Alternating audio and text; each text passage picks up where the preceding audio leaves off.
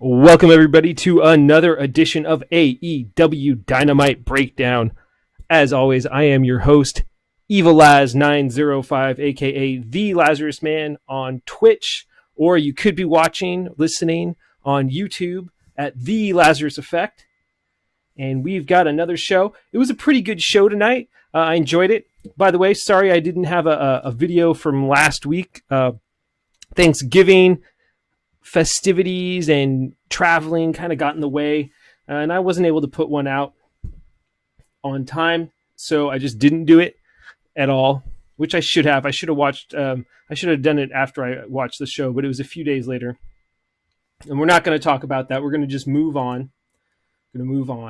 So, without any further hesitation, let's talk about the first match.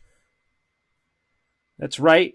Dustin Rhodes and the Young Bucks versus Sammy Guevara and Santana and Ortiz. Let's look at my notes here. Scrolling up to the top. It was a good start to the match. It was quick pace, perfect for the Young Bucks. Even Dustin Rhodes was getting into the pace of the match, the tempo of the match. Usually he's a little bit slower, a little more steady. He's not a quick-paced wrestler, but he was right on tempo with those guys. Nice quick triple super kick party early on. AEW chants, some really amazing aerial displays early in the match. I like the attempt at the triple suplex with all three members of the Inner Circle, but it didn't happen. One thing I really liked about this match is the contrast of styles between Santana and Ortiz and the Bucks. It's fast and furious versus slow and methodical.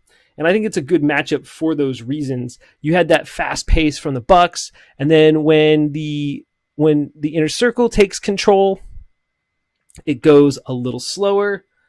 And it really allows you to see the wrestling chops of both teams. So I thought it was a solid matchup. I like seeing this rivalry develop. It's been fun. We got some nice mind games from Dustin Rhodes with him putting the brakes on Sammy. Some crazy flipping pile driver from Dustin. That was fantastic. I really enjoyed that. Dustin went for the Shattered Dreams, but he got a sock full of baseballs. That was sad. The 630 senton from Sammy was fantastic. Of course, Sammy was doing a little bit of showboating. Ultimately, causing him to lose the match. Sammy seems to be the one who's losing matches for the Inner Circle. He's kind of the weakest link of the team, but it's kind of the role he's playing. Great finisher with the pile driver drop kick combination, and the Young Bucks and Dustin Rhodes win the match. A little bit of vindication for Dustin after getting his arm broken. Hopefully he gets a chance to take it out on Hagar at some point. Good match, great start. I have to say, for the most part, Dynamite shows start very, very strong, and then they have a good middle, and then they try to end strong, and that's good. So I like seeing that formula. They're doing a really good job. Strong start keeps people interested. Good main event also keeps people interested. We'll talk about the main event later. Moving on, though. Trent versus Rey Fenix. Trent, of course, of the Best Friends. Excellent start. Phoenix takes over real quick from the beginning. Some excellent lucha moves on the turnbuckle. And some great combos from Phoenix in this match. Excellent tightrope walking. They had a good back and forth the entire time. But Phoenix wins the match after a Mexican muscle buster. I enjoyed the match. It's unfortunate that it had to be minimized during commercial. That's always a bummer because I do like to hear the announcers, and we don't get to hear them during that part. And the wrestlers, they did a good job, but I hate seeing that part. You know what I'm saying? With the commercials roll, it's very distracting. It was an okay match, definitely not the best those two have ever done, but you don't always get to put on your best match right after a hot, opening match from the Young Bucks. So. Good, solid match, though.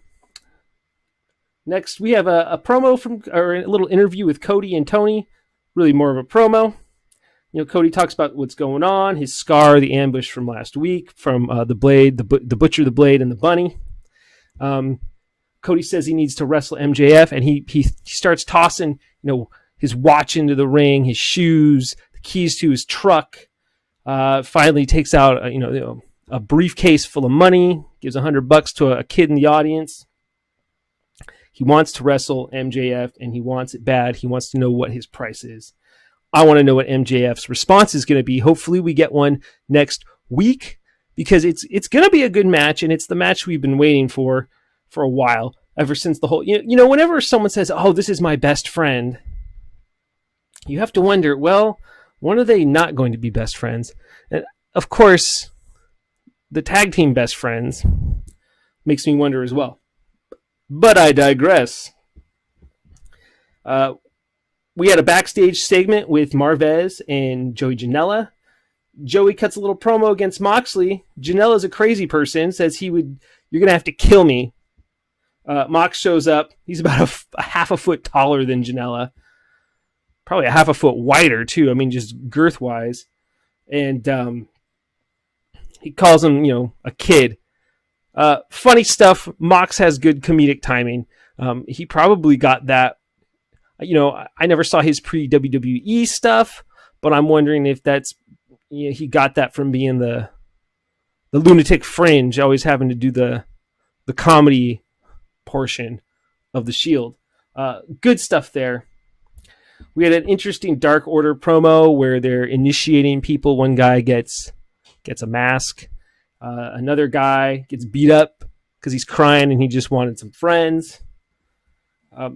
Dark Order's starting to heat up for me, at least as far as a gimmick goes. As far as wrestling, they still are. They haven't really won me over, but at least the gimmick is starting to get some traction, that it's more of a cult than anything else. All right, good promos. They're really good segments with the new Dark Order stuff. Moving on, Nyla Rose versus Leva Bates. Look, this had squash match written all over it from the beginning. Leva, I don't think she's won a single match. She's usually coming out with our boy Peter Avalon. And that's what happened. I predicted it while I was watching the match, and it was definitely a squash. But even better, it kind of set up a match between my girl Shanna, who I'm very high on at this moment. Shanna came out as Nyla was sort of beating Leva up, and she came out to interfere. Ultimately, it doesn't go her way, but I'm glad to see Shanna. I think Shanna is top notch. I want to see her, number one in the rankings. After that, Jericho comes out with Hagar, of course, and we get to see his new list, or should I say the lexicon of Jericho, right? Isn't that what it was called? No, Lexicon of Le Champion, the LLC. And so he starts naming off a bunch of people he doesn't want to fight for the rest of 2019. John Moxley being the number one person that he mentions like a dozen times. It was a pretty good list, by the way, pretty funny. Luchasaurus comes out, starts talking crap right away. Jericho, of course, is like, well, I'm not going to wrestle dinosaurs or kids, referring to, of course, Luchasaurus and Marco Stunt. Luchasaurus had probably the line of the night. Dinosaurs have been marginalized for 65 million years. Fantastic. I like that. But this is really setting up a match for, I think, next week. Jungle Boy versus Chris Jericho. And now that should be interesting. It's kind of Jungle Boy's time to shine. He, as Jericho said, he doesn't have any victories. And I think he said, to me, you're shit. That's a direct quote. And, it's hopefully should be good. I like Jungle Boy. I want to see him wrestle more. And so a singles match should be good. It's really good to see Jurassic Express getting some time. I really like their promo. I think I saw it on YouTube. I don't think it was on in the actual show, but I don't remember.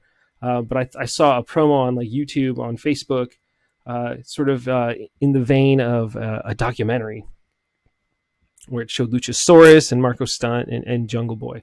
So you might want to check that out. Pretty good stuff. Of course, Jungle Boy says he can last 10 minutes with Chris Jericho and then he'll kick his ass. A little brawl happened, and Jericho and Hagar took off pretty quickly after sort of being embarrassed in the ring. So my favorite match of the night was Chris Statlander versus, I haven't been doing this, but my favorite match of the night was Chris Statlander versus Hikaru Sheeta. And that was a good match. A good match for a lot of reasons. Why? Well, one, Sheeta is slowly becoming one of my favorites. First of all, I like her style. She's, of course, got that hard-hitting Japanese strong style, but her look is pretty amazing, too. Statlander, she's got a cool vibe going on. She's kind of cocky. You saw her, trying to intimidate the ref. And, she's got a little swagger to her. She's got attitude. She's strong looking.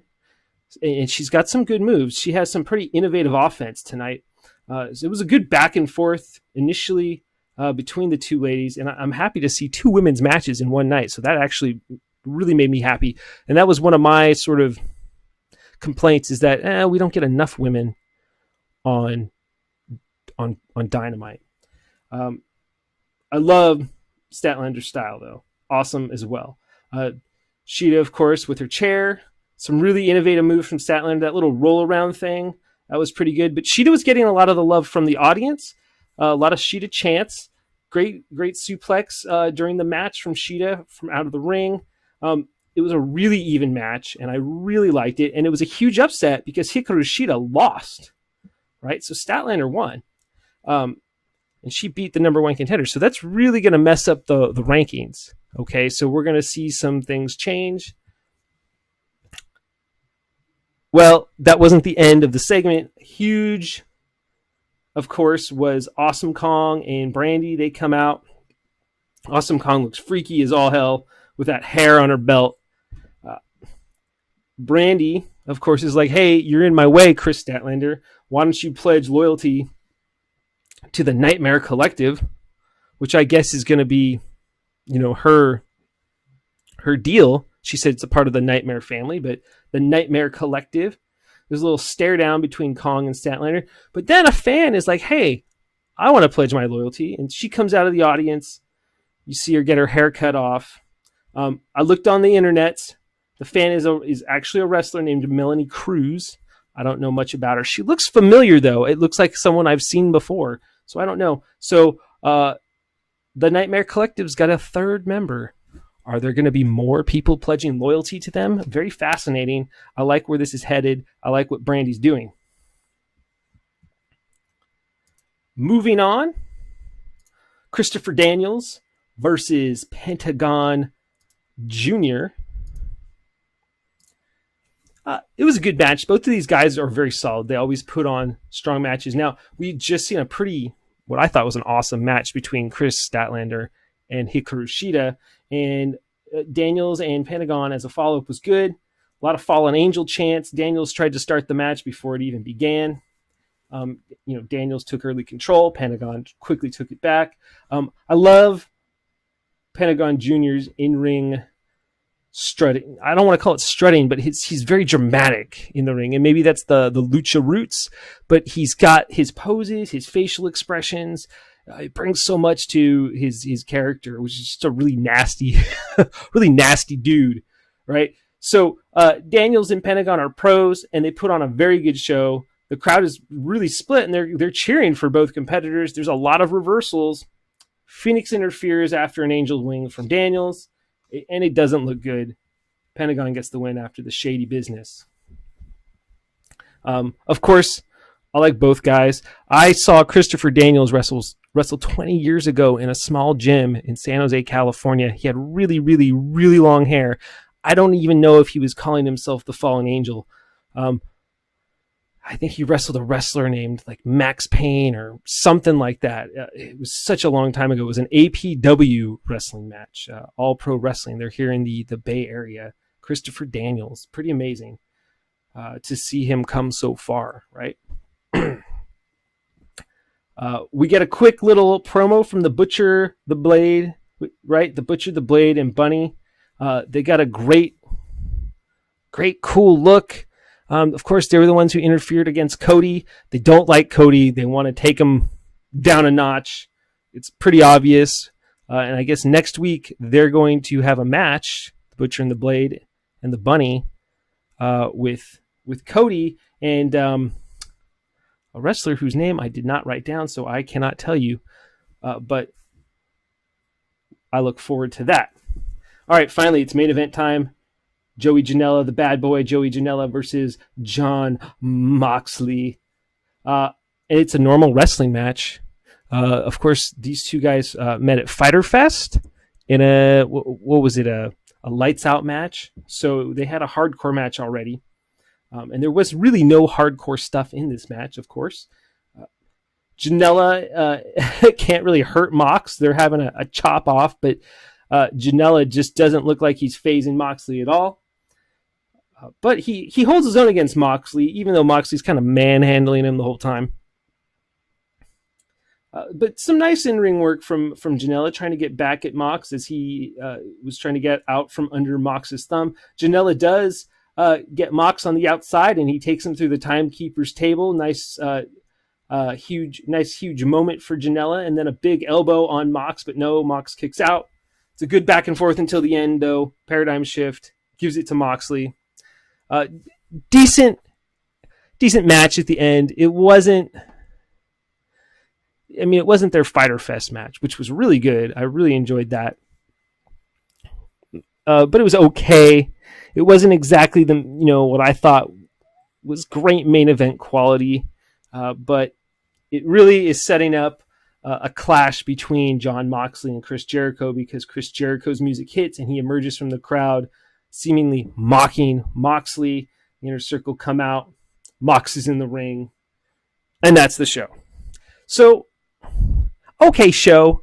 It had the two best matches, of course, were Young Bucks and Dustin Rhodes versus Sammy Guevara and Ortiz, Santana and Ortiz. But I think the match of the night was Hikaru Shida versus Chris Statlander. It was really good to see Statlander and an incredible victory by her, and a surprise victory over Hikaru Shida, who's been on kind of a roll lately. And of course, she's the number one contender. She's going to have a match against Riho soon, I think. I think that's the case. Anyhow, if you've enjoyed this show, this episode, if you like hearing me talk all about AEW Pro Wrestling, if you enjoy AEW Dynamite, and you want to have something to say, feel free to say it. You can follow me here on Twitch at twitch.tv/EvilAz905. That's EVILAZ 905. Or if you're watching this on YouTube, give me a like and a subscribe at The Lazarus Effect. I am The Lazarus Man. I will be back next week. Next week is going to be Wednesday. What, the 15th? No, the 18th. No, the 11th. I'm tripping. The 11th. And we'll have another good show. All right. That's it. I'm out of here. I'm The Lazarus Man. Take it sleazy.